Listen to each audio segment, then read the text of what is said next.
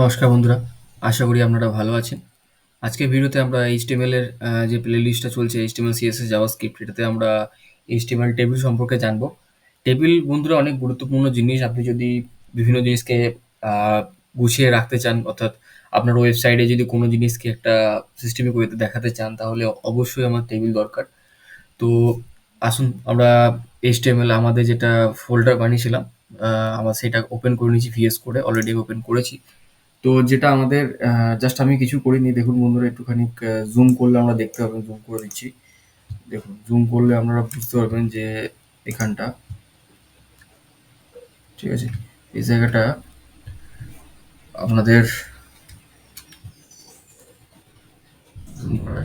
মানে যাই হোক, আশা করি আপনারা দেখতে পাচ্ছেন। এবং এখানে আমরা দেখব যে ফার্স্ট আমরা কি করব, এখানে ডিপ নিয়ে নেবো একটা ডিপ ডট টেবিল। এখানে আপনি যদি প্রথমে এটা লেখেন ডিপ, তারপরে এই যে একটা ডট সিম্বল, তারপর টেবিল লেখেন, ঠিক আছে? এবার আমি দেখুন, আমি আরেকবার দেখাচ্ছি।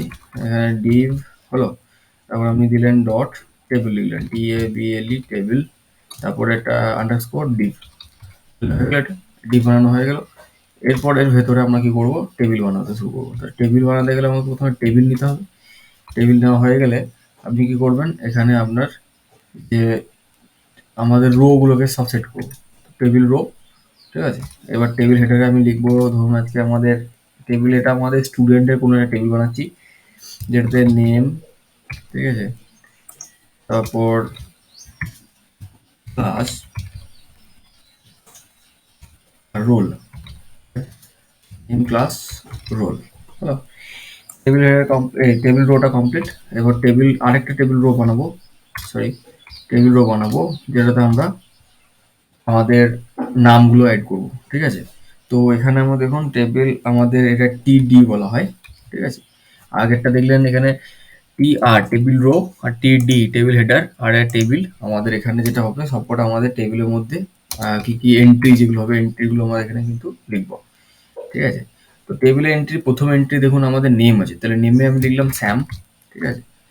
ডেমো নেম দেবো বন্ধুরা। এখানে আমি একবার তাও গো লাইভ করে দিয়ে আপনি দেখতে পাবেন ডাইরেক্ট কি কাজ হচ্ছে এখানে। দেখুন এখানে ওপেন হয়ে গেছে আমাদের, একটু সাইটও ভালো করে ওপেন করে নিই, ঠিক আছে? তো যাই হোক, এখানে আমাদের এটা ওপেন হয়েছে স্যাম। এরপর আমি কি করবো, এটাকে এন্টার দেওয়ার পর আমি এখানে লিখবো TD, আরেকটা TD বানাবো, যেটাতে আমাদের ক্লাস হচ্ছে 5, ঠিক আছে? পুরো জাস্ট এখানে TD আরেকটা নেবো, যেটা হচ্ছে আমাদের রোল হচ্ছে ওর 11, ঠিক আছে? এটাকে সেভ করবো এখানে, এবং সেভ করার সাথে সাথে চলে এসেছে এখানে অলরেডি। তো এরপর আমরা যেটা করবো সেটা হচ্ছে আমাদের আরেকটা এন্ট্রি নেবো, যাতে দেখতে ভালো লাগে, আর দুটো এন্ট্রি নেবো। তো কপি পেস্ট করে দিলাম এখানে, এটাকে রাম করে দিলাম। এই বন্ধুরা ক্যাপিটাল করে দিই, ভালো লাগে দেখতে, ক্যাপিটাল রাম। আর এর রোল হচ্ছে 7, আর এর হচ্ছে 15, ঠিক আছে? এই সরি, রোল হচ্ছে 15, ক্লাস হচ্ছে 7, আর এর হচ্ছে রোল হচ্ছে আপনার 17, আর ক্লাস হচ্ছে 9, হলো। এটা স্যাম না, এটা হচ্ছে আমাদের স্যাম কিছু একটা, টম বা কিছু, ঠিক আছে? কিছু দিয়ে দিলাম, এটা আমি সেভ করলাম। সেভ করলাম, এখানে আমাদের এটা আপডেট হয়ে গেছে। কিন্তু ব্যাপারটা হচ্ছে কি, যে টেবিলে আমরা কি লিখতে পারি না, টেবিলে আমাদের দেখবেন যে মানে টেবিল অ্যাকচুয়ালি কীরকম হয় একটু স্পেস হয়, একটু দাগ হয়, মাঝে মাঝে একটু করে বর্ডার হয়, ঠিক আছে? তো সেটা আমরা যদি সেট করতে যাই, তাহলে এখানে লিখতে হবে আমাদের স্টাইল শিটে যেতে হবে। স্টাইল শিটটা প্রথমে আমি এখানে কানেক্ট, আমার আরেকবার করে দেখাচ্ছি, প্রত্যেক দেখালে সুবিধা প্রত্যেকবারই। তো এখানে আমি দেখালাম, দেখুন এখানে অ্যাড করে দিলাম, কিন্তু এই যে নামটা যেটা আছে সেই নামেই কিন্তু আমাদের স্টাইল শিট বানাতে হবে। তো ফার্স্ট আমি কি করবো, আমাদের এখানে যেটা ইউনিভার্সাল একটা আমাদের নিয়ম একটা আছে, সেটা সেট করে নেবো। প্রথমে মার্জিন 0 করে দেবো প্রত্যেকটা কম্পোনেন্টের, এটা প্যাডিং 0 করে দেবো প্রত্যেকটা কম্পোনেন্টের, প্যাডিং 0। আর প্রত্যেকটা আমাদের যেটা, সরি, বক্স সাইজিং যেটা আছে, অর্থাৎ আমাদের যে এই যে সাইজ যেটা আছে, এই যেমন সাইডে একটা ফাঁকা ফাঁকা দেখাচ্ছে, ওটা যাতে না দেখায় সেই জন্য আমরা কি করব, এখানে বক্স সাইজিং বর্ডার বক্স করে দেবো। এটা সেভ করার সাথে সাথে দেখুন আমাদের কিন্তু কম্পোনেন্টগুলো ঠিকঠাক নিজের জায়গায় চলে আসছে। এবার আমরা কি করব, আমরা দেখুন এটা ডট, আমি কি করেছি, ক্লাস কি করে ডিফাইন করতে হয়, দেখুন এটা ক্লাস। এরপরে যদি আমি স্টাইল সিটে যদি ক্লাসকে ইউজ করতে চাই আমাদের ডিফারেন্ট স্টাইল সিটে, তাহলে কি করতে হয়? প্রথমে লিখতে হবে আপনাকে যে একটা ডট দিয়ে, ডট দেওয়ার পর টেবিল লিখলেন, টেবিল, যে নামটা আছে সেটা দিলেন ক্লাসের, এরপর সেকেন্ড ব্র্যাকেট দিলেন, এন্টার দিলেন।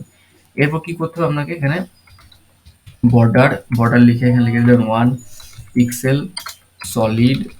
হ্যাঁ, এখানে আমি ব্ল্যাক কালার দিয়েছি, আপনারা নিজের ইচ্ছা মতো কালার দেবেন, অসুবিধা নেই।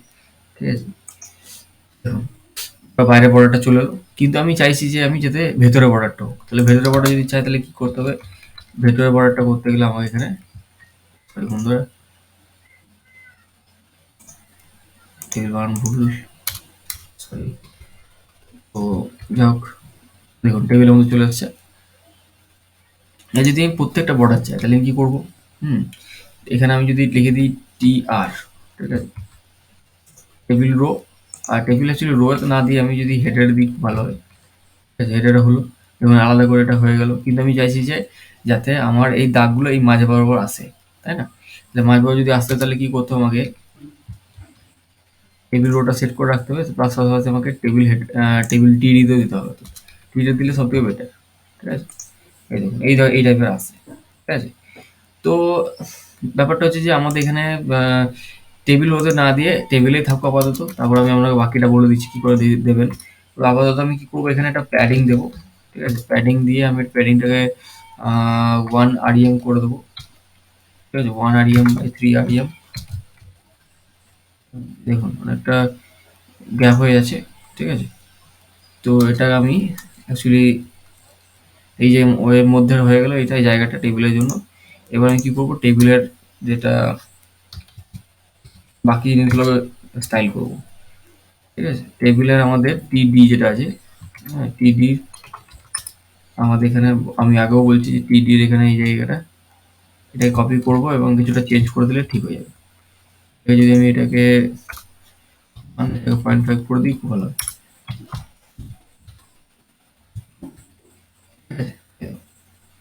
এরকম দেখাচ্ছে।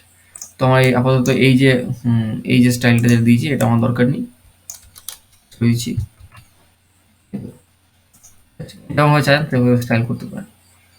ঠিক আছে, তো এটা দেখুন, এটা কোনো একটা কি বলবো, খুব একটা ভালো স্টাইল না, তবুও আমরা ইউজ করছি। হ্যাঁ, যতটা মানে আরও অবশ্যই স্টাইল করা যায়। ঠিক আছে, তো বেসিক লেভেলে যদি বলি তাহলে এই স্টাইলটা আমাদের মানে ইউজ করা যেতে পারে, অসুবিধা নেই। ঠিক আছে, বেসিক লেভেলে। তো এই স্টাইল, এটা আমার ধরেন এটা স্টাইল।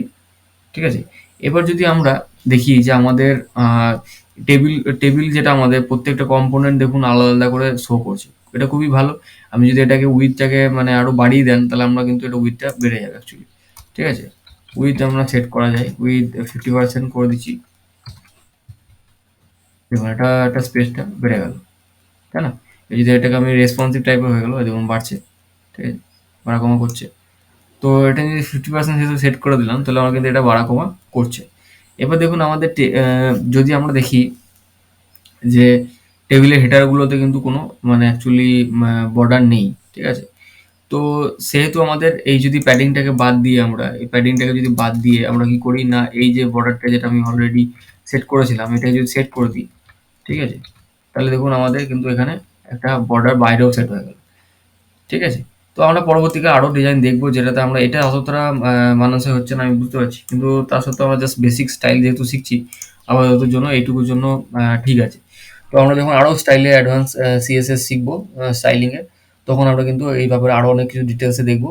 আপাতত আমরা টেবিলটাকে ভালো করে দেখুন, এখানে টেবিলে প্রথমে টেবিল ক্রিয়েট করলাম, তা টেবিল করার পর এখানে টিআর করে আমাদের টিআর থেকে আমরা টেবিল রোতে টেবিল হেডার আর এবং প্রত্যেকটা কম্পোনেন্ট কিন্তু আমরা এখানে দিলাম। ঠিক আছে, তো যাই হোক, আমাদের পরবর্তী ভিডিওতে আমরা টেবিল সম্পর্কে আরো দেখবো। তো আপাতত আজকে ভিডিওতে এইটুকুই। ধন্যবাদ বন্ধুরা।